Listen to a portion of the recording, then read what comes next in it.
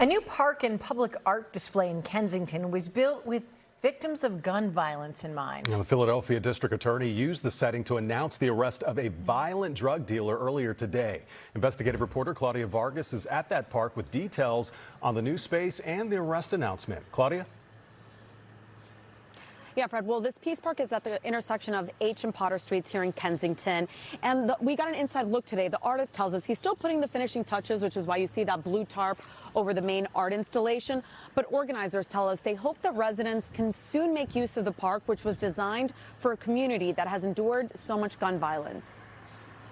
The firearms in this fire pit and the light that shines inside of it every 11 minutes are symbolic. In the United States, every 11 minutes somebody dies of a gun death. Jacob Hemis is the artist who created the art installation at the new Peace Park. He wanted to use the statistic from the Johns Hopkins School of Health to illustrate the gravity of firearms. The light inside the artwork will shine for 60 seconds every 11 minutes. For 1 minute, it's sort of a silent alarm. It's a silent visual alarm to say, remember the work we have to do. Remember that this is still a problem. Hemis teamed up with The Simple Way, the nonprofit behind the park. That nonprofit's founder, Shane Claiborne, says he obtained the firearms through gun buybacks and through law enforcement agencies.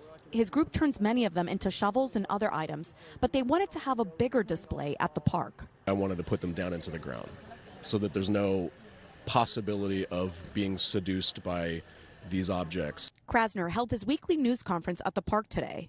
As we look at the shootings that occur in Philadelphia, a very disproportionate number of them occur in the area of Kensington. He announced the arrest of Edgardo Rivera, who is alleged to have been selling drugs out of his home earlier this year.